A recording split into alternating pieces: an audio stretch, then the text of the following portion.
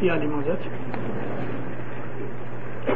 اللهم صل على محمد المصطفى وعلى محمد المصطفى الى قیامہ. جیر راجا کایا چھے کپو من کھے کستوری تینے ست پنتھ نو ڈھاکن دیجے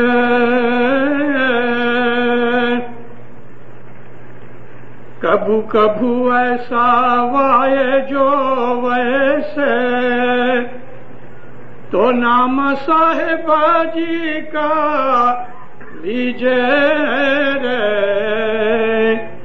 دھوری اوڑم کند بار وینے چھوٹو آگڑ مارگ وسمو جیرے راجا دیسے. مولانا حضرت امام پہ صلوات پڑھو مومنو. اللہم صلی اللہ علیہ وسلم. دیندارو، انسان کبھی بھی زندگی میں ایک جیسی حالت میں نہیں رہتا. اور انسان کیا، خدا نے جتنی بھی خدائی بنائی ہے یہ تمام چیزیں ایک حالت میں نہیں رہتی، بڑھتی رہتی ہیں، گھٹتی رہتی ہیں، مٹتی رہتی ہیں. خدا نئی نئی چیزیں بناتا رہتا ہے. خدا ہمیشہ ہے، ہمیشہ رہے گا.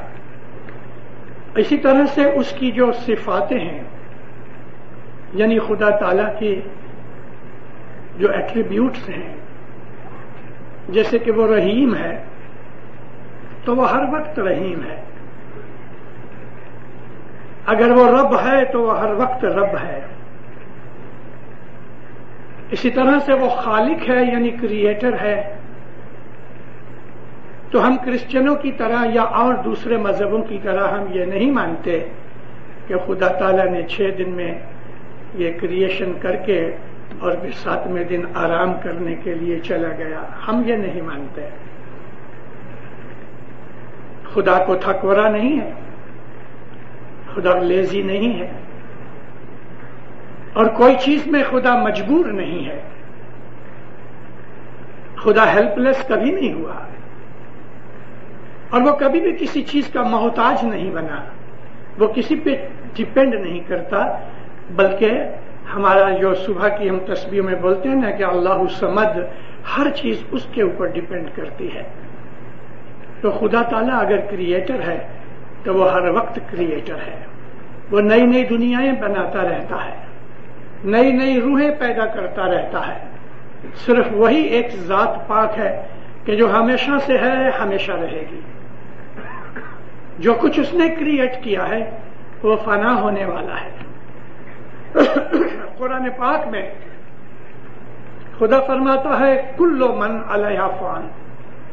ہر چیز، کلو مینس پاسٹ، پریزنٹ، فیوچر. عربی زبان کے اس لفظ میں یہ تمام چیزیں آ گئیں جو پاسٹ میں تھیں یا پریزنٹ میں ہیں اور فیوچر میں آنے والی ہیں.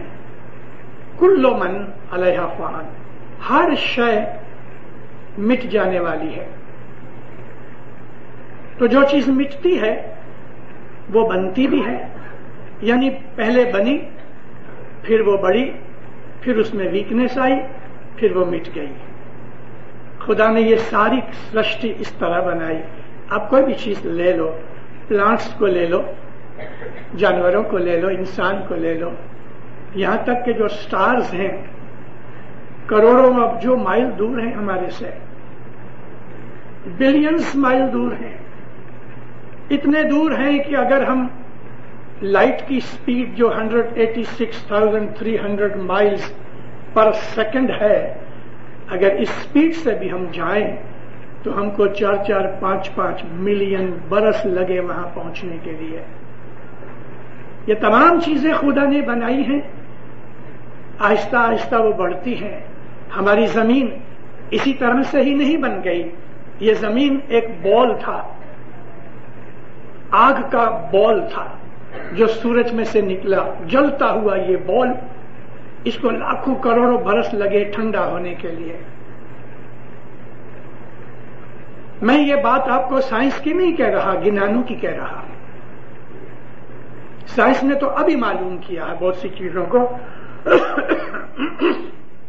مگر ہمارے پیروں نے ہمیں سینکڑوں برس پہلے ہم کو یہ چیزیں بتائی ہیں۔ زمین کس طرح پیدا ہوئی اور زمین کس طرح ختم ہوگی، ہمارے پیروں نے گنانوں میں فرمایا ہے۔ ایک وقت آئے گا کہ آہستہ آہستہ یہ زمین سورج کے نزدیک جاتی رہی ہے، جاتی رہے گی، اور اس طرح سے ایک ایسے پوائنٹ کے اوپر پہنچے گی کہ یہ سورج زمین کو کھینچ لے گا۔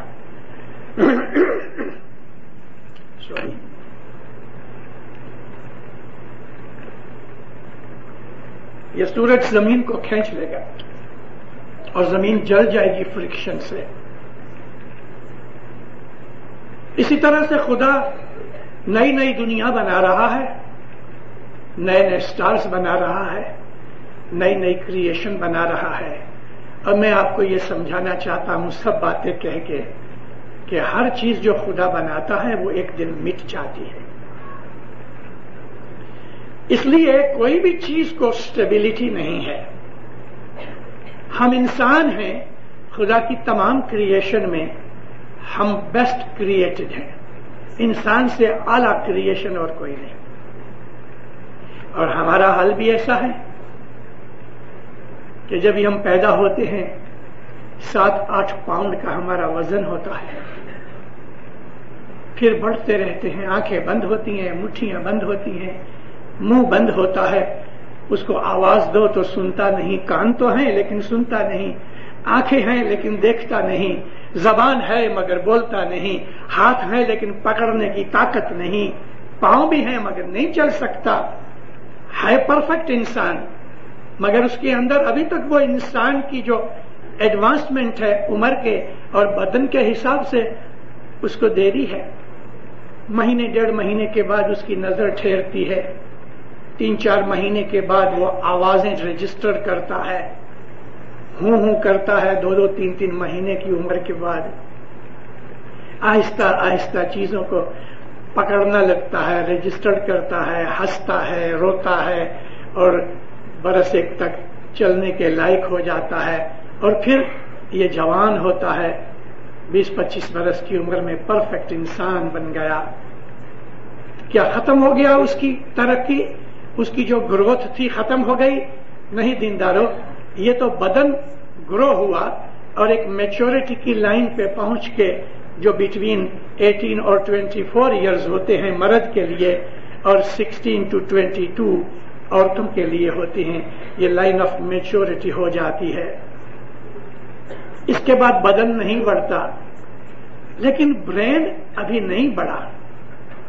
20-25 برس کی عمر تک برین کا جو سبسٹنس ہے وہ تو کمپلیٹ ہو گیا ماں کے پیٹ میں ہی، پھر بعد میں وہ ڈیولپ ہوتا ہے، انسان کا جو برین ہے وہ ڈبل سائز کا ہو جاتا ہے جوانی تک، لیکن گردن سے لے کے کمر تک یہ جو ٹورسو ہے یہ 3 گنا ہوتا ہے، اور کمر سے لے کے پاؤں تک 4 گنا بڑے ہوتے ہیں۔ یہ انسان کی ریشو ہے بڑھنے کی، گروتھ کی۔ یہ جنرل آئیڈیا ہے، بیماری ہو جائے تو اس میں فرق پڑ جائے گا، برین پھر بڑھتا رہتا ہے۔ برین خدا نے اپنی ساری جتنی بھی لیاقت تھی خدا کی، اس خدا تعالیٰ نے بہترین کریشن اگر کچھ کی ہے تو وہ ہیومن برین ہے۔ ہیومن برین کو سمجھنے کے لیے ہماری طاقت نہیں ہے۔ 300 بلین سیلز ہیں ہمارے برین کے اندر، ان میں سے ہم 5% بھی یوز نہیں کرتے۔ دنیا کا بہت بڑا کوئی ایروڈائٹ عقل والا ہوگا، بہت برینی ہوگا، وائز ہوگا، تو 10% سیلز اس کے یوز ہوتے ہیں۔ اب یہ جو برین خدا نے بنایا وہ سٹیبل نہیں ہے، برین کے ارد گرد پانی ہے، खीले ठोके हुए या स्क्रू से वो टाइट नहीं। हम सिर ऐसा करते हैं तो वो यूं डोलता है, ऐसा करते हैं तो वो यूं डोलता है, वो ऊपर का हिस्सा ऊपर ही रहता है। सो जाते हैं तो ऊपर का हिस्सा ऊपर रहता है, फ्लोट होता है। कुरान शरीफ में एक इशारा है कि खुदा का जो तख्त है वो पानी पर है। तो ये समुंदर इतना बहुत पानी है तो यहां तो तख्त नजर नहीं आता, लेकिन ये एक इशारा है खुदा ताला का कुरान के अंदर कि ह्यूमन ब्रेन के अंदर वो जगह के जहां इंटेलिजेंस रहती है, ह्यूमन ब्रेन की वो लॉबी जो अपर ब्रेन के अंदर फ्रंट में होता है, जहां अक्ल रहती है, उस अक्ल का जो सेंटर है वो खुदा के रहने की जगह है और वो जगह रूह के रहने की है। हमारा जीव हमारे हार्ट में रहता है, लेकिन हमारी जो रूह है वो हमारी अक्ल के अंदर, जहां इंटेलेक्चुअल साइड होती है इंसान के ब्रेन की, वो इंटेलेक्ट में रहता है। ये खुदा का अर्श है जो पानी में फ्लोट होता है। ये जो ब्रेन है ये स्टेबल नहीं होता। इसको स्टेबल करना बहुत मुश्किल है, सख्त मुश्किल है। और यही बात हमेशा हम अपनी जमात के अंदर उन लोगों से कि जो इबादत करते हैं, सुबह की इबादत में जाते हैं, वो लोग शिकायतें करते हैं मिशनरियों के पास तो ठीक, लेकिन इमाम तक ये बातें गई हैं कि या मौला या हाजिर इमाम, बैतुल ख्याल में हमारा मन स्थिर नहीं रहता, डावाडोल रहता है। खुदा ने इसमें हिकमत रखी है। अगर मन के अंदर स्टेबिलिटी आ जावे सबको, तो हर इंसान को खुदा ताला का नूर मिल जाए। लेकिन खुदा इस तरह अपना नूर सबको नहीं देता। नबियों के दर्जे तक पहुंचने के लिए जिस इबादत की जरूरत है, उसके अंदर ये बिल्कुल डेफिनेट नेसेसरी है कि इंसान का जो माइंड है वो स्टेबल हो जाए। ब्रेन भले फ्लोट करता होवे, लेकिन माइंड स्टेबल हो जाए। और माइंड को स्टेबल करने के लिए ब्रेन की स्टेबिलिटी, यानी ब्रेन भी हिले चुले नहीं, इसीलिए हमको सुबह की इबादत में बिल्कुल स्थिर, अनमूव्ड, एब्सोल्युटली रॉक की तरह सॉलिड बैठने के लिए हुक्म होता है कि इस तरह बैठो कि तुम्हारे बदन का बाल भी हिले नहीं। जब ही ब्रेन का सब्सटेंस स्टेबल हो जाएगा तो इजी हो जाएगा कि हम अपने माइंड को बिल्कुल कंसंट्रेट कर सकें। मगर इंसान का जो माइंड है उसको काबू करना मुश्किल है। आपने कभी मरकुरी देखा? बच्चे स्कूल के अंदर जब साइंस सीखते हैं और खसूसी तौर पे जब केमिस्ट्री या फिजिक्स के कोर्सेज लेते हैं तो उसको मरकुरी के साथ पारा पड़ता है। मरकुरी है ना, वो हिलता रहता है। आप एक टेबल के ऊपर के जो टेबल नहीं हिलता, उसके ऊपर किसी छोटे से प्लेट में मरकुरी रख दो, बिल्कुल टेबल हिलता नहीं है, लेकिन फिर भी मरकुरी हिल रहा है। वो इसलिए हिल रहा है कि जमीन फिर रही है और वो जमीन की इस माइन्यूटेस्ट मूवमेंट को वो पिकअप कर रहा है। तो इंसान का जो माइंड है वो मरकुरी की तरह है। कितने अच्छे तरीके से पीर ने हमको ये गिनान का ये पाठ सुनाया कि काया कुप्पो मन कस्तूरी। हमारी ये जो काया है ये एक कुप्पा है। कुप्पा कहते हैं कोई बर्तन को, एक कंटेनर, एक प्याला ले लो, इसके अंदर जो मन है वो कस्तूरी की तरह है। मन यानी माइंड। कस्तूरी एक पर्टिकुलर हरण है, उसको कस्तूरा कहते हैं हिंदी जबान के अंदर, और वो मोस्टली पहाड़ों में रहता है। उसका साइज इम्पाला जितना होता है। इम्पाला माने गाय का बछड़ा होवे 3-4 महीने का, इस साइज का ये कस्तूरा हरण होता है। इसकी राइट साइड के अंदर किडनी के पास एक पिंग पोंग का जो बॉल होता है, टेबल टेनिस का जो बॉल है, इस साइज का एक बॉल इसके राइट किडनी के पास होता है और उसमें से खुशबू निकलती है। اس ہرن کو مار کے یہ جو نافا ہے یہ بال نکالا جاتا ہے. اس کے اوپر چمڑا ہوتا ہے جس میں چھوٹے چھوٹے وائٹ بال ہوتے ہیں. اس کو جب یہ کاٹتے ہیں تو اندر سے لگ بھگ آدھے اونس سے پونے اونس جتنی، کبھی کبھی 1 اونس جتنی کستوری نکلتی ہے. کستوری کو انگلش میں مسک کہتے ہیں، MUSK. کستوری میں خدا نے بڑے گن رکھے ہیں، خدا نے کیسی کیسی چیزیں بنائی ہیں. یہ کستورا ہرن، اس کو اپنے ہی اندر سے خوشبو نکلتی ہے تو اس خوشبو کے اندر وہ مست ہو جاتا ہے جیسے کسی آدمی کو شراب پلائی ہوئے، اور اس مستی میں وہ بھاگتا ہے. وہ یہ معلوم کرنا چاہتا ہے کہ مجھ کو یہ چیز کہاں سے مل رہی، مگر اسے پتہ نہیں لگتا. جب یہ کستوری کو کھولتے ہیں تو پیٹرول کی طرح وہ اڑ جاتی ہے، ہوا میں ڈیزولو ہو جاتی ہے. اس کو اس لیے بہت ٹائٹ بوٹلز یا چیزوں کے اندر رکھتے ہیں.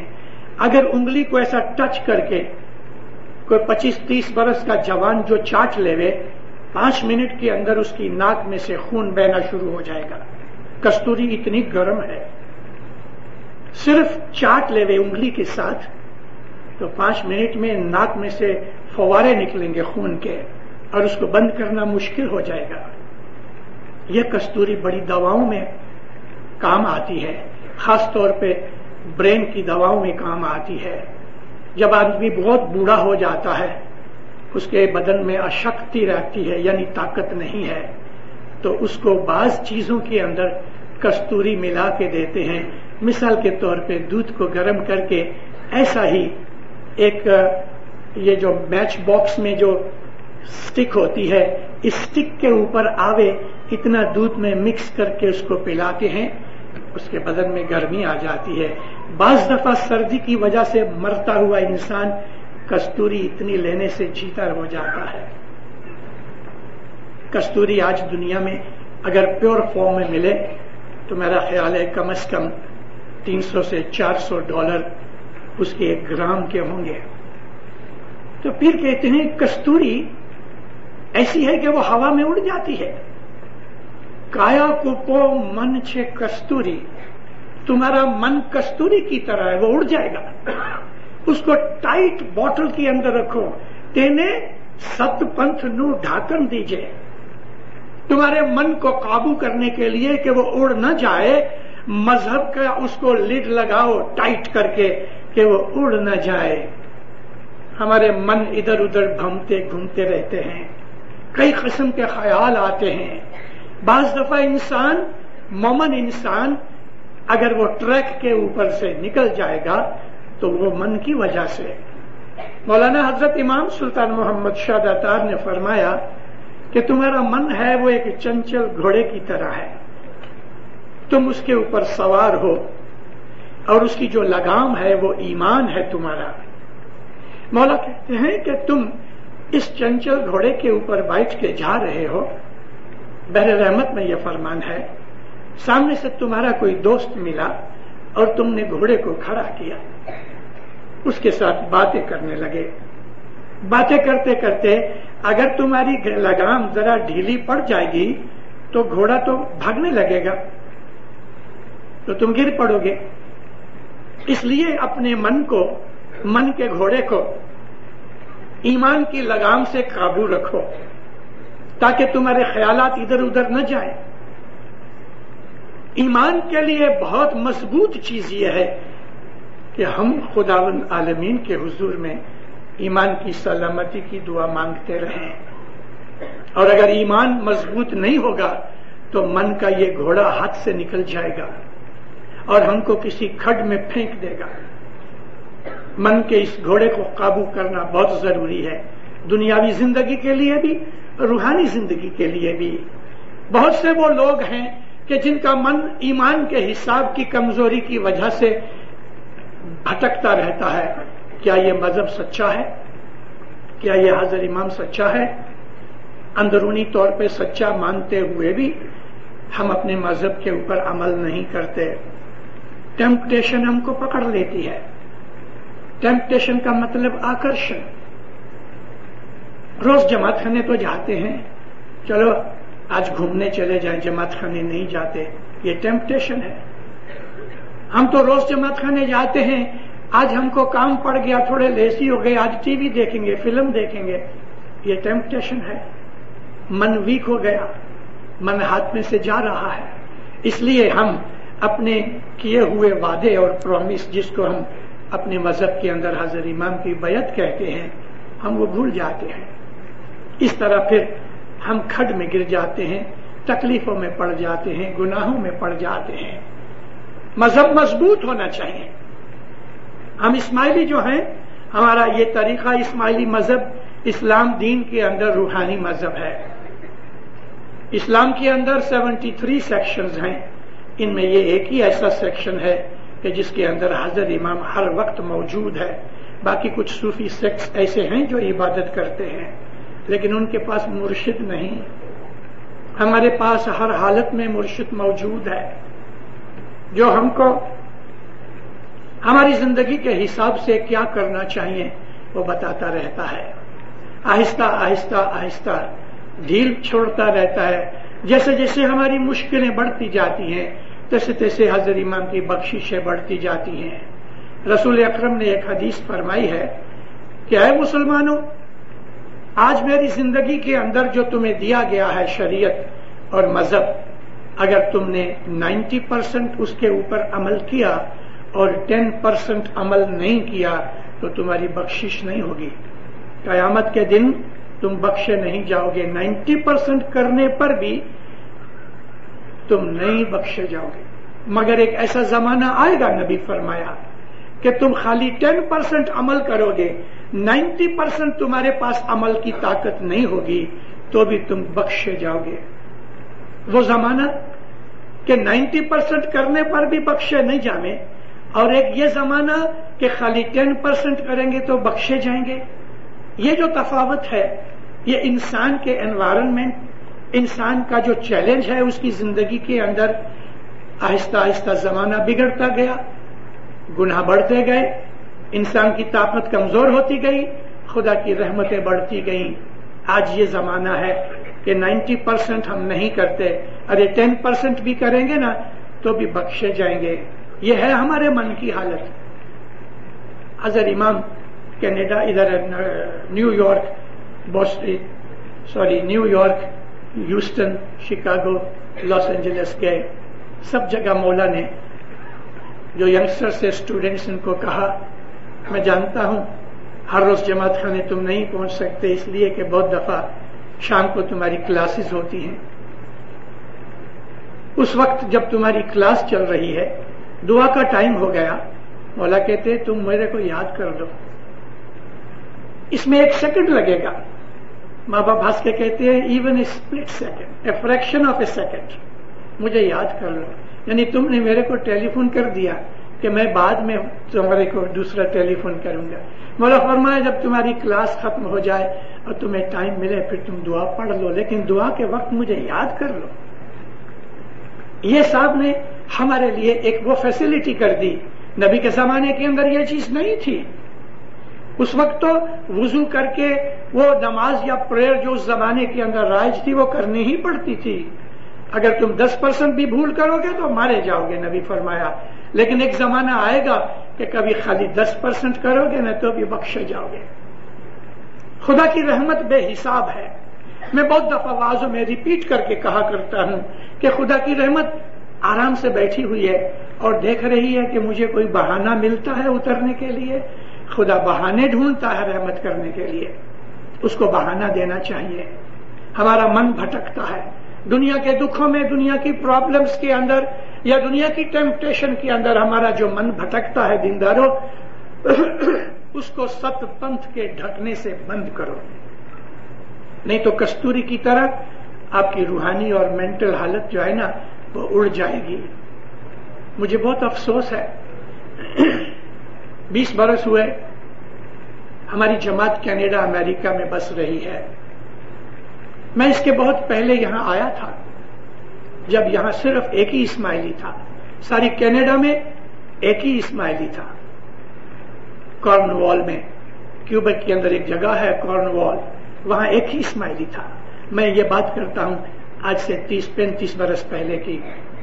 لیکن گئے 20 برس ہوئے ہماری جماعت ادھر آئی. حضرت امام نے ایک بہت بڑا بھید رکھا ہے کینیڈا میں امریکہ میں جماعت کو بسانے کے لیے. یہ فرسٹ ٹائم ہوا ہے کہ ہم انڈسٹریلائزڈ اور ڈیولپڈ کنٹری کے اندر آئے ہیں. فرسٹ ٹائم ہماری 1000 برس کی ہسٹری میں یہ پہلا وقت ہوا کہ ہماری جماعت کسی ڈیولپڈ کنٹری میں آ کے رہی، جیسے کہ کینیڈا، امریکہ، جرمنی، انگلینڈ، یورپ کی چیز جگہ ہیں. اس میں امام کا کچھ مقصد ہے. کینیڈا ہم آئے نہیں ہیں، ہم کو کینیڈا میں لایا گیا ہے. ہم اپنی مرضی سے نہیں آئے، امام نے ہمیں دوربانی دی اس لیے ہم کینیڈا آئے. اور ادھر آنے کا کچھ مقصد ہے، ہم نے ابھی تک وہ مقصد سمجھنے کی کوشش نہیں کی. ہم کو ایک خاص مقصد کے لیے ایک مشن دے کے اس ملک میں بھیجا گیا ہے. اگر ہم اس مشن کے اندر ناکام ہو جائیں، فیل ہو جائیں، اور ہماری جو ڈیوٹی ہے اس کی چھوڑ کے ہم دوسری چیزوں کے اندر پڑ جائیں تو ہمارا یہ مشن فیل ہو جائے گا. اس لیے کبھی ہم اپنی اصل حالت کو سمجھ سکتے ہیں کہ ارد گرد کے جو انوائرمنٹ اور سرکمسٹانسز ہیں یا ادھر کا ایٹماسفیئر ہے اس کی ٹیمپٹیشن میں ہمیں نہیں آنا چاہیے. انڈین ہسٹری، ریلیجس ہسٹری میں میں آپ کو ایک چھوٹی سی سٹوری سنانا چاہتا ہوں. ہندوستان کے اندر ایک بہت بڑا راجا تھا. وہ راجا بھی تھا، بہت بڑا عابد بھی تھا. اس کے پاس بہت سے لوگ اپنے بچوں کو سیکھنے کے لیے بھیجتے تھے. وہ اپنے راج پاٹ کا کام پورا کر کے ایک سادھو کی زندگی گزارتا تھا. اس راجا کا نام تھا جنک، جو سیتا کا باپ تھا. رام کی وائف سیتا کا باپ تھا راجا جنک. بڑا عبادت والا تھا، راج بھی چلاتا تھا اور راج کے کام کاجوں سے ٹائم نکال کے سادھو کی زندگی گزارتا تھا اور ریلیجن ٹیچ کرتا تھا. اس کے پاس ایک راجا نے اپنے لڑکے کو، جس کا نام سکھ دیو تھا، اس کو بھیجا. دوست کا لڑکا تھا، اپنے محل میں رکھا. اس کو عبادت سکھانی ہے، روحانیت سکھانی ہے، یوگ سکھانا ہے. راجا ہونے پر بھی وہ یوگی تھا. یہ چیز ظاہر کرتی ہے دنیا میں ایسے اور بھی بہت سے راجا تھے کہ جو راجا بھی تھے مگر یوگی بھی تھے، عابد بھی تھے. اس قسم کے بہت سے واقعات بنے ہیں، اسلام کے اندر بھی بنے ہیں. ابراہیم بن ادم جو تھا وہ بلخ کا بادشاہ تھا اور وہ عبادت بھی کرتا تھا، ٹیچنگ بھی کرتا تھا. لیکن ایک خاص پوائنٹ کے اوپر آ کے پھر اس نے راج چھوڑ دیا اور فقیری لے لی. یہ وہی ابراہیم بن ادم ہے کہ جو اسلام کی بہت بڑی بڑی صوفی کتابوں کے اندر عزت مان سے یاد کیا جاتا ہے. سکھ دیو کو گھر پہ رکھا، کھانا پینا، کپڑا لتنا، اٹھنا بیٹھنا، ڈسپلن وغیرہ، مینر سب اس کو سکھائے. انسان ایک بیوٹیفل کریچر ہے.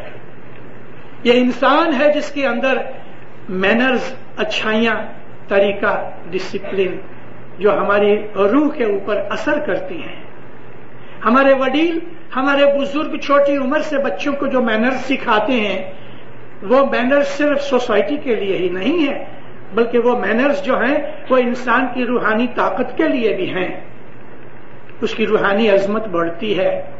بڑوں کا مان رکھو، عزت کرو، ادب سے بولو، ڈسپلن رکھو، ریسپیکٹفل بنو، حلیم بنو، ہمبل بنو. یہ وہ چیزیں ہیں کہ جو انسان کو مینر سکھاتی ہیں. رسول اکرم ایک دفعہ کھانا کھا رہے تھے، 8-10 آدمی راؤنڈ بیٹھے تھے ایک بڑے پلیٹ کے سامنے. کسی آدمی کو چھینک آئی تو عام چھینک کر کے اس نے چھینک ماری تو اس کے منہ اور ناک میں سے بہت سی تھوک کے ڈراپس نکلے. رسول اللہ نے کھانا چھوڑ دیا کیونکہ وہاں بھی नाक या मुंह में से छींटे निकल के पड़े होंगे। रसूल अकरम फरमाया कि मुसलमान जो है वो बहुत मैनरफुल होता है। ऐ मुसलमानों, जब ये छींक मारो तो कोई कपड़ा जल्दी से नहीं मिल सके तो अपना हाथ ऊंधा अपने मुंह के सामने रख लो, ताकि तुम्हारी छींक के जो मुंह नाक में से छींटे निकले वो दूसरे के ऊपर नहीं पड़े। कितनी अच्छी मैनर की बात है। मैनर्स इंसान में है, जानवरों में नहीं होते। तो नबी करीम ने हमको इस किस्म की मैनरफुल बहुत सी बातें सिखाई हैं। एक और बात आपको सुना दूं। एक और किसी जगह मुकाम के ऊपर रसूल खाना खा रहे थे। उस दिन पिलाव बनाया गया था। तो जो घर का मालिक था, जो होस्ट था, उसने बीच में बहुत बड़ा थाला था, सेंटर के अंदर सारा पिलाव डाल दिया और अच्छी अच्छी बोटियां निकाल के नबी के सामने उसने रखी, क्योंकि वो गेस्ट ऑफ ऑनर है। और भी बहुत से लोग थे, तो उसने उसी पिलाव के थोड़े थोड़े टुकड़े ऐसा भाग करके सबके सामने थोड़ा थोड़ा चावल रख दिए, बोटियां भी थी। नबी करीम के सामने एक ऐसा आदमी था जो गुंवार की था। गुंवार यानी इलिटरेट, जिसको अकल कम थी, मगर था यूजफुल आदमी। उसने देखा कि सबसे ज्यादा बोटियां तो नबी के सामने हैं, तो ऐसा लंबा हो गया, हाथ मारा और नबी के सामने से एक दो बोटियां खींच ली। रसूल अकरम उसको एस्कांस देखते रहे, यानी कॉर्नर आंख से देखते रहे। तो जो घर धनी था उसने उसको मना किया। खाना खा चुकने के बाद रसूलुल्लाह ने फरमाया, ऐ मुसलमानों, खाने के मैनर्स में ये एक मैनर है कि तुम्हारे सामने जो रखा जाए उसमें से खाओ, दूसरों के लुकमे में हाथ मत डालो। ऐसी बहुत सी चीजें रसूल ने हमें सिखाई हैं। इंसान की क्वालिटीज के अंदर अच्छे मैनर्स आते हैं जो इंसान को डिसिप्लिन्ड बनाते हैं। और ये इंसान में जो मैनर्स है, फिजिकल या मेंटल मैनर्स जो हैं, वो इंसान के अंदर डिसिप्लिन पैदा करते हैं। और ये discipline manners between physical side and mental side है। लेकिन जो डिसिप्लिन है वो बिटवीन माइंड एंड सोल है। हमारी बैतुल ख्याल की इबादत में हमारी जिंदगी का जो डिसिप्लिन है वो बहुत काम आता है। हमें मजहब डिसिप्लिन्ड बनाता है। ये जो मन है वो घूमता है, इसलिए इंसान दुखों में पड़ता है। तो सुखदेव को एक आध 2 महीने रखे, रोज खाते वक्त उसको ट्रेनिंग देवे। उसने अपने मिनिस्टर को हुक्म किया कि फलाने टाइम पे दिवाली आ रही है, एक आध महीने की देरी थी, उस दिवाली के ऊपर खूब सेलिब्रेशन करो, जोर शोर से। एक्स्ट्रा सेलिब्रेशन करवाई गई, सारा गांव सजाया गया, सारे शहर के अंदर जगह जगह राजा की तरफ से फ्री खाना दिया गया। कहीं पकवान पक रहे हैं, कहीं तला जा रहा है, कहीं मिठाइयां हो रही हैं, कहीं नाच मुजरा हो रहा है, कहीं गाने वाले बैठे हुए हैं। हर तरह के उस जमाने के अंदर जो इंसान के मजे और स्वाद के लिए, खुशी के लिए चीजें थी, खूब बनाई गई। आधी रात के करीब सुखदेव को उठाया, यानी बैठा हुआ था, सोया नहीं था। बेटा इधर आओ, ऐसा 2 हाथ करो। उसने दोनों हाथ साथ मिलाए। राजा जनक ने एक थाली यानी प्लेट रखी कि जिसके दोनों किनारे ऊंचे थे, इसको तेल से भर दिया। इतना तेल भरा कि बिल्कुल हम इंग्लिश में कहते हैं ना, फुल टू द ब्रिम, कि और अगर 1 चमचा भी डाला जाए तो बह जाता। बिल्कुल भर दिया और चारों तरफ हाथ फिराया कि तेल कहीं बहा तो नहीं, लेकिन साइड उसकी ड्राई थी। सुखदेव बेटा जाओ, गांव घूम के आओ, शहर घूम के आओ, लेकिन देखो ये जो तेल है ना, ये गिरे नहीं, तेल गिरने ना पाए। शहर जाओ, घूम के आओ। 2 सिपाही दिए कि आगे और पीछे चले ताकि लोग उसको धक्का न मारें। ये सिपाही रास्ता करते गए, सुखदेव के 2 हाथों के ऊपर तेल से भरी हुई ये प्लेट पड़ी है, इसकी नजरें उधर हैं। 100% इसका माइंड तेल में है, चला जा रहा है। इधर तबला बज रहा है, गाने हो रहे हैं, इधर खुशबू आ रही है, पकवान पक रहे हैं, मिठाइयां पड़ी हैं, डांस हो रहे हैं। इसने ना कुछ देखा ना कुछ सुना। सारा शहर घूम के वापस आया। राजा जनक इंतजार करते थे, देखा हाथ फिराया साइड में कि तेल गिरा। वल्ला तेल नहीं गिरा था, साइड ड्राई थी। थाली उठा के रखी, उसको कलेजे से लगाया। सुखदेव, तेरी ट्रेनिंग पूरी हो गई, बैठो। गांव में क्या देखा? कहते महाराज मुझे नहीं पता। अरे उधर तो गहमा गहमी थी, तुझे मालूम नहीं? सिपाहियों को बोला अब इसको वापस ले जाओ।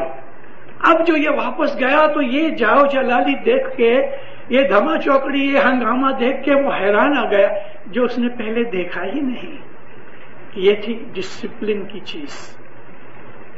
कंसंट्रेशन डिसिप्लिन है। माइंड को काबू डिसिप्लिन से किया जाता है, और जब तक माइंड काबू नहीं होता न हमें दुनिया की सक्सेस मिलती है न रूहानी सक्सेस मिलती है। काया छे कुप्पो मन कस्तूरी, तेने सतपंथ नु ढाकन दीजे। कबू कबू ऐसा इंसान वीक है, नबियों की तरह तो कामिल नहीं। कबू कबू ऐसा वाय जो वैसे, तो नाम साहिब का लीजिए। कभी कभी हमारा दिल बेईमान हो जाता है, डामाडोल हो जाता है, रास्ते से उतर जाता है। कभी कभी रोज जमात खाने जाते हैं, 10-20 बरस के बाद कभी दुनिया की कोई तकलीफ आ गई तो जमात खाना छूट गया। जरा सी तंगी आ गई तो 10 बंद हो गई। ऐसी कोई और मुसीबत आ गई तो हजर इमाम के ऊपर अटैक हो गए। ये कैसा मौला है? ऐसे हजारों किस्म के तरीके से हमारा मन भटक जाता है और हमारा ईमान खराब हो जाता है। फिर कहते हैं कि कभी ऐसा हो भी जावे, इंसान है, होता है, तो मौला को याद करो, नाम साहिब का लो। अगर मुश्किल आ गई, दिल के अंदर फ्रस्ट्रेशन हो गई, दिल के अंदर घबराहट हो गई, होती है। माइंड का थपेड़ा बहुत खराब चीज है। बाज दफा खाना खाने से और बाज दफा दुनिया की तकलीफ से इंसान का माइंड जो है ना अनस्टेबल हो जाता है। नर्वस सिस्टम जो है गर्म होके, तारे गर्म हो जाती हैं। जिस तरह गाड़ी का इंजन अगर बराबर चलता है, चल रहा है, लेकिन कभी पानी की कमी या हवा की कमी की वजह से अगर इंजन बहुत गर्म हो गया तो गाड़ी को स्टॉप कर दो, नहीं तो इंजन फट जाएगा। इसी तरह से इंसान को दुनिया के बहुत सी प्रॉब्लम्स में, बहुत से दुखों की वजह से इंसान का जो माइंड है वो अनस्टेबल हो जाता है। आज हमारी इस दुनिया के अंदर मैं आपको कह रहा था कि 20 बरस से हमारी जमात इधर आई है। इस 20 बरस के अंदर हमारी जमात में बहुत से लोग फ्रस्ट्रेटेड हैं, बल्कि मैंने ये महसूस किया है कि गए 10 बरस के अंदर ये चीजें बढ़ रही हैं। ये चीजें बढ़ रही हैं। हमारी फ्रस्ट्रेशन, हमारी मेंटल कंडीशन खराब हो रही है, मुझारा होता है, दिल घबराता है, एक किस्म का डर और खौफ पैदा होता है दिल के अंदर। ये निशानी है इस चीज की कि या तो उस आदमी की मेंटल कंडीशन, फिजिकल कंडीशन कोई बीमारी की वजह से खराब हो गई है या उसको कोई रूहानी प्रॉब्लम्स आ गई। एक लड़की ने शादी की, दोनों ने मोहब्बत से शादी की, लव मैरिज हुई, 6-8 महीने बहुत अच्छी तरह से चले। आहिस्ता आहिस्ता फ्रिक्शन पैदा हुई और ये फ्रिक्शन बढ़ती गई। लड़की कमजोर है, मर्द ताकत वाला है, कभी कभी ऊंधा भी होता है। औरत बहुत चालाक और होशियार होती है, मर्द बुद्धू होता है, तो वो उसके ऊपर कंट्रोल कर डालती है। अब वो बुद्धू घबराता है और वो ये समझता है कि मैं कहां जाऊं, लेकिन मोस्टली औरतें इस ताज में आ जाती हैं तो वो फिर मुंझारा होता है, डिप्रेशन हो गई, मन घबराता है। ये कोई बीमारी नहीं है, ये बीमारी नहीं है। مگر روحانیت کمزور ہو گئی. اس کی وجہ یہ مینٹل کنڈیشن جو ہے وہ ہماری روحانی سائیڈ ویک ہو جانے سے وہ ایسی چیزیں انسان کو پیدا ہوتی ہیں. یہ بہت ہی ضروری ہے دینداروں ہمارے لیے کہ ہمارے گھروں کے اندر سکھ شانتی رہے. اور مجھے افسوس ہے یہ کہنے سے، اور میں حق بات کہا کرتا ہوں، بہت سی چیزیں ایسی ہیں میں چھپاتا نہیں ہوں. ہماری جو فیملی لائف ہے کینیڈا کے اندر، پرٹیکولرلی کینیڈا کی بات کرتا ہوں، یہ اثر اسٹیٹس میں بھی ہے. اسٹیٹس میں آج 34,000 اسماعیلی ہیں، کینیڈا کے اندر 46,000 اسماعیلیز ہیں. ہم آسر 80-81,000 نارتھ امریکہ کے اندر ہماری جماعت ہے، روز انکریز ہو رہی ہے، لیکن اس کے ساتھ ساتھ ہمارے دکھ بڑھ رہے ہیں، ہماری فیملی لائف خراب ہو رہی ہے. میاں بیوی میں جو محبت ہونی چاہیے وہ محبت کا سٹینڈرڈ ہماری جماعت میں نارتھ امریکہ میں گھٹ رہا ہے. اس کی وجہ سے کنٹینیوسلی 24 گھنٹے ہمارے نروس سسٹم کے اوپر ایک قسم کا پتھر پڑا ہے. وائف ہسبینڈ کا جو جھگڑا ہے وہ نہایت ہی خطرناک چیز ہے، بہت ہی خطرناک چیز ہے. وہ ہماری مینٹل سسٹم کو، ہمارے نروس سسٹم کو اپسیٹ کر دیتی ہے، اور یہ چیزیں ہماری روحانیت، ہماری روحانی لائف کے اوپر اثر کرتی ہیں. یہ فرسٹریشن نہیں ہونی چاہیے. ہم اسماعیلی ہیں، اسماعیلی مذہب کے اندر ہم کو جو سکھایا گیا ہے ہمیں اس کے اوپر چلنا ہے. یہ ہمارے ارد گرد جو لوگ یہ کینیڈینز یا امریکنز کر رہے ہیں، آپ کو معلوم ہے ان لوگوں کے اندر یہ موسٹلی کرسچنز ہیں، لیکن ہارڈلی 5% پریکٹسنگ کرسچن ہیں، باقی تو ناستک بے حساب ہے ان کے اندر. ان کا مذہب بھی کہہ رہا ہے کہ اگر میاں بیوی شادی کرتے ہیں، جس طرح شادی کے وقت وہ بولتے ہیں کہ آئی ڈو، یعنی میں اس کے ساتھ محبت پیار سے رہوں گا، وہ کہتی ہے رہوں گی.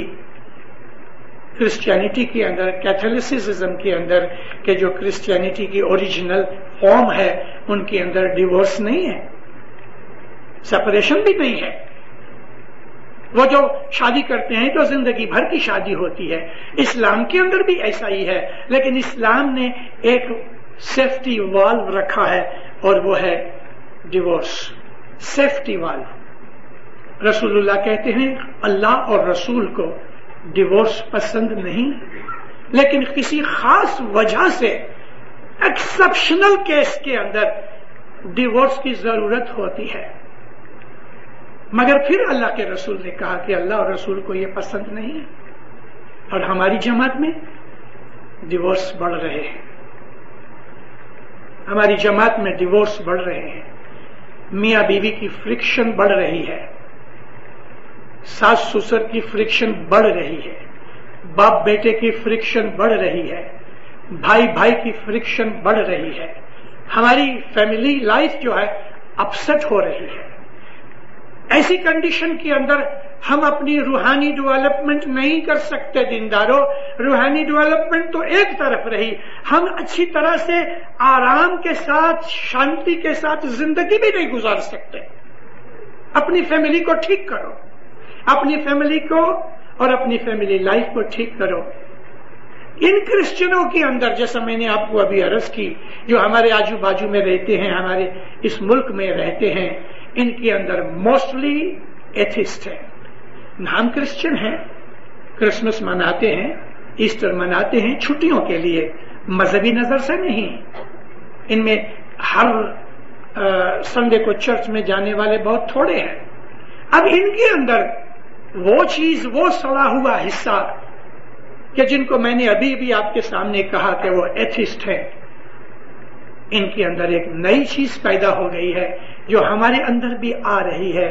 میں ہوشیار کرنا چاہتا ہوں جماعت میں اور پرٹیکولرلی ینگسٹرز کو یہ کہنے کے لیے کہ ان لوگوں کے اندر میرج کے بغیر لڑکے لڑکیاں ساتھ رہتے ہیں، نہ نکاح پڑھایا، نہ سول میرج ہوئی، نہ چرچ میں گئے اور نہ وہ گورنمنٹ کے سول آفس میں جا کے سائن کر کے آئے. ان کو کہتے ہیں کامن لا میرج. ان کے بچے ہوتے ہیں جو اسلام کی نظر میں حرام زادے ہیں. اس کے پتہ ہی نہیں. اتنا ہی نہیں، 2-2 3-3 लड़कियां 2-2 3-3 लड़कों के साथ रहते हैं, उनके बच्चे होते हैं, कुछ पता नहीं होता कि ये बच्चा किस बाप का है। ये कंडीशन आज कैनेडियन सोसाइटी में बढ़ती जाती है। मुझे इस बात का बहुत दुख है। मैं घूमता रहता हूँ, सारी जिंदगी घूमता रहा हूँ, अभी भी मैं फिरता रहता हूँ, मेरे पास बहुत से टेलीफोन भी आते हैं, खत भी आते हैं, मुझे लोग मिलने आते हैं। मैं जमात का नौकर हूँ, मैं जमात का गुलाम हूँ, मैं आपकी खिदमत के लिए ही दुनिया में आया हूँ, मैं एंटरटेन करता हूँ।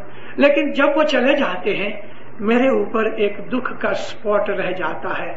वो दुख मेरा नहीं, उनको दुखी देख के मैं दुखी होता हूँ। अगर मेरी ये हालत है कि मैं अपने रूहानी भाई बहनों को दुखी, दीनदारों कई दफा मेरे पास ऐसे लोग आके जब चले जाते हैं ना, तो मैं 10-15 मिनट तक बैठे बैठे मैं आंखों में से आंसू निकाल लेता हूँ। मेरी उसमें जानबूझ के नहीं, मेरे आंसू निकल आते हैं। हमारी कौम की हालत बिगड़ रही है। मौला ने हमको इसलिए इधर नहीं भेजा कि हम इन लोगों की कॉपी करें। हमारी कौम में ड्रग आ गई है, हमारी कौम में कॉमन लॉ मैरिज आ गया, हमारी कौम में डिवोर्सेस बढ़ रहे हैं, हमारी कौम के अंदर क्या कहूं, ऐसी चीजें भी आ गई कि जो कह नहीं सकता। इनको देख देख के हमारे ऊपर ये असर होता है। क्यों होता है? हमारा ईमान कमजोर है, इसलिए हम कॉन्शियस नहीं है अपने वादे के ऊपर जो मौला ने हमारे से वादा लिया हुआ, यानी बैत ली हुई है। और दूसरा यह कि हमने अपने मजहब की स्टडी करना छोड़ दिया है। हम बिल्कुल इस बात में इंटरेस्टेड नहीं है कि यह जानने के लिए कि हमारा मजहब क्या है। हम जमात खाने आते हैं, थोड़े आदमी हैं कि जो बहुत सिंसियरली आते हैं, मोस्टली आते हैं बस, समझ के नहीं आते। कोई किसी को मिलने आता है, वो कोई इधर आके बैठते हैं जमात खाने के अंदर। मेरी नजरें चारों तरफ घूमती होती हैं, कोई सजदा करता है, कोई नहीं करता। दुआ पड़ी जा रही है, सजदा नहीं है, क्योंकि वो जमात खाने में है नहीं।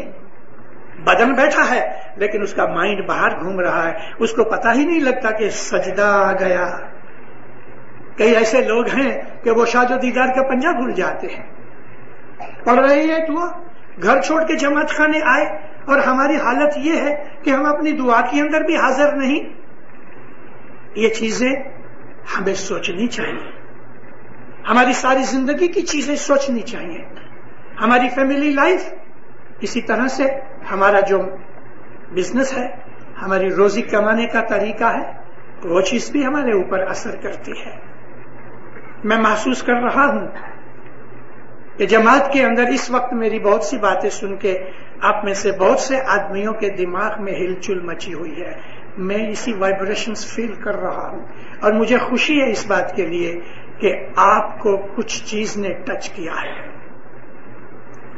इबादत करो, बंदगी करो। हम इंसान हैं। मैंने शुरुआत से आपको ये बताने की कोशिश की कि हम ताकतवर नहीं हैं, लेकिन किसी जगह से हमें एनर्जी मिलनी चाहिए। जब इंसान वीक हो जाता है फिजिकली, 40-50 बरस की मिडिल एज में, तो उसको एक्स्ट्रा विटामिन्स की जरूरत पड़ती है। जवानी के अंदर खाना खाने से हमारी जो बॉडी है वो डिराइव करती है या डिड्यूस करती है तमाम खाने में से एनर्जी को, लेकिन हम जैसे बढ़ते हैं 40-50 बरस की दरमियान, हमारे स्टोमक के अंदर और हमारे लिवर के एसिड्स के अंदर वो ताकत नहीं है कि जो हमको मेटाबॉलिज्म दे सके कि जो 10 बरस पहले थी। इसलिए हमको एक्स्ट्रा विटामिन्स की जरूरत पड़ती है। जैसे जैसे उम्र बढ़ती है आदमी को एक्स्ट्रा विटामिन्स की और ऐसी चीजों की, ऐसी दवाओं की जरूरत पड़ती है कि जिसकी वजह से उसके बदन की ताकत, गर्मी कायम रहे। जैसा मैंने आपको कस्तूरी का जिक्र किया, इसी तरह से अंबर एक फिश है जो समुद्र में से निकलती है। जब ये फिश मर जाती है, जेली की फॉर्म में होती है, ये मर जाती है तो पानी इसको बाहर फेंक देता है और किनारे के ऊपर, शोर के ऊपर आ जाता है। ये मोस्टली मिडल ईस्ट में बहुत होता है। तो फिर लोग उसको जाके उठा लाते हैं, और जब ये सूख जाता है ना, तो ये थोड़ा सा चिकना लेकिन हार्ड स्टफ है। जरा चिकना होता है, ऐसा समझ लो कि मड की शक्ल में होता है लेकिन हार्ड होता है। इसके छोटे छोटे टुकड़े बना के लोग इसको खाते हैं। یہ ایک اعلیٰ درجے کی ٹونک ہے. امبر بہت اچھی ٹونک ہے. اسپیشلی اوور 65-70 ایئرس کی ایج میں اس کا یوز ہوئے تو آدمی کے بدن کی طاقت رہتی ہے. خدا نے بہت سی چیزیں بنائی ہیں. امبر کھانے کا طریقہ، چنے کے دانے جتنا یہ امبر لے کے کاوے کی چھوٹی پیالی جیسے کہ نیاز کی پیالی کی سائز ہے، پیالی کو ذرا گرم کر کے یہ ایک چنے کے دانے جتنی باٹم میں رکھ دو. گرم کرو گے تو یہ چپک جائے گا، چوٹ جائے گا. کھانا کھانے کے بعد 2 دفعہ صبح یا شام، پرٹیکولرلی ونٹر کے اندر، اور اگر گرمی ہے تو گرمی میں اس کا یوز نہیں کرنا چاہیے. اس پیالی میں کاوا ڈالو، گرم گرم بوائلنگ کاوا ڈالو، تھوڑی دیر پڑا رہنے دو. اس کی گرمی کم ہو جائے، یہ کاوا تھوڑا تھوڑا پیو. امبر کا بہت مائنیوٹ مائکروسکوپک بھاگ اس کے اندر مکس ہو جائے گا. اس کو دھونا کبھی نہیں، اسی طرح سے ڈھک کے رکھ دو. دوسرے دن پھر اسی میں کاوا ڈالنا. کاوا اس لیے دودھ ڈال سکتے ہو لیکن دودھ کے اندر جو بیکٹیریا ہے اس کی وجہ سے بانس آئے گی. کاوا ڈالو. اور چائے بھی بگڑ جاتی ہے، کاوا بہت دیر تک نہیں بگڑتا. تو اس طرح سے اگر امبر پیا جائے، کستوری پی جائے، کیسر پیا جائے تو یہ ٹونک انسان کو اولڈ ایج میں کام آتی ہے. اس سے مائنڈ بھی الرٹ رہتا ہے. میں یہ دنیا کی چیزیں داخلہ دینے کے لیے کہہ رہا ہوں. دینداروں اسی طرح سے ہماری ویک روحانیت کے لیے بھی امبر ہے، کستوری ہے، کیسر ہے کہ جس کو ہمیں کھانا چاہیے. اور یہ امبر، کستوری، کیسر روحانی حالت میں کیا ہے؟ تسبیح، مولا کا ذکر، مولا کی یاد. یہ آپ کی بوڑھی روح کو طاقتور بنا دے گی. سارا دن کسی نہ کسی نام سے اپنے مولا کو یاد کرتے رہو. خدا نخواستہ کوئی پرابلم آ گئی، گھبراؤ مت. گھبرانے سے، دکھ اٹھانے سے، ہائے ہو کرنے سے پرابلم بھاگے گی نہیں، وہ آپ کو ویک بنا دے گی. اس لیے ہمت رکھو. جیسا ہی کوئی پرابلم آوے سب سے پہلے الحمدللہ کہو. شکر ہے خدا کا کہ اس سے بڑی پرابلم نہیں آئی، نہیں تو خدا چاہتا تو اس سے بڑی پرابلم دے سکتا تھا. لیکن جس طرح سے ماں ہے وہ بہت سی کھانے پینے کو نرم کر کے بچے کو کھلاتی ہے، وہ پروردگار جس نے ہمیں پیدا کیا ہم کو بہت پیار کرتا ہے. جب ہمارے گناہوں کی وجہ سے ہمارے سامنے کوئی دکھ یا پرابلم آتی ہے تو وہ اپنی رحمت اس میں مکس کر کے اس کو ہلکا کر دیتا ہے. اس لیے سب سے پہلے جب بھی کوئی پرابلم آ جائے تو کہو شکر الحمدللہ. یعنی اس سے زیادہ خراب بات نہیں بنی. اب پھر بیٹھ کے پہلے نکالو استغفر اللہ ربی واتوب علیہ کی 40 دانے کی ایک تسبیح نکالو. کیونکہ کوئی مصیبت اللہ کہتا ہے نہیں ایسی ہے کہ جس میں تمہارا ہاتھ نہیں. میں نے کچھ بھول کی ہے، اس کی وجہ سے مجھے دکھ آیا ہے، تو استغفر اللہ پہلے توبہ مانگ لو. اس کے بعد پھر ایک یالی کی تسبیح نکالو اور مدد مانگو. اگر آپ یہ کام کرو گے تو انشاءاللہ 40 دن کا کورس کرنا. 10-20 دن کے بعد آپ کی مصیبت دور ہو جائے تو بھی 40 دن پورے کرنا. یہ نارمل کنڈیشن کے اندر پرابلمز دور کرنے کے لیے یہ امبر کی طرح، کستوری کی طرح یہ نسخہ بہت کام آتا ہے. اس سے روحانی طاقت بھی بڑھتی ہے، مائنڈ میں پیس رہتا ہے. عبادت کرو، مولا کو یاد کرو، اس کا ذکر کرو جو ستپتھ کے ڈھانکنے کی طرح ہے. میں ایک لاسٹ پارٹ بولتا ہوں، اپنی آواز بند کرتا ہوں. ذکر جاگو بندگی مانگو، اے کرو ذکر الہی.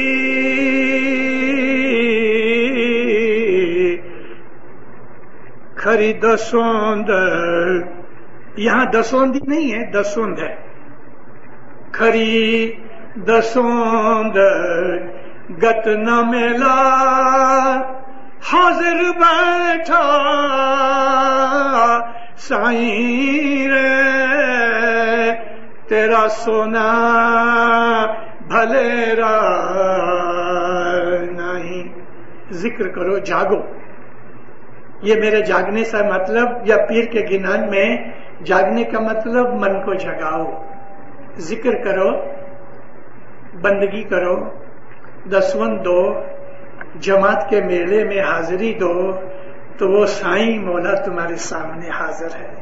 سکھی آباد رہو، مولا آپ کے دکھ تکلیفیں مشکلیں مصیبتیں دور کرے، تمام بلائیں دفع دور کرے، آپ کی نیک مرادیں پوری کرے، آپ کی نیک دعائیں قبول کرے، آپ کو بخششیں دے، رحمتیں دے، آپ کے اوپر برکتیں اتارے، نوازشیں دے، مولا آپ کی دعاؤں کو قبول کرے، فرمان بردار مومن بنا لے، حقیقتی سمجھ دے، بدیوں سے گناہوں سے نافرمانی سے دور رکھے، شیطان کے فریب سے بچا کے رکھے، مولا آپ کے اوپر آپ کی آل اولاد کے اوپر ہمیشہ راضی ہوئے، مولا آپ کو مذہب کے اندر زیادہ مضبوط کرے، مولا آپ کو روحانی طاقت دے، ظاہر باطن دیدار نصیب کرے۔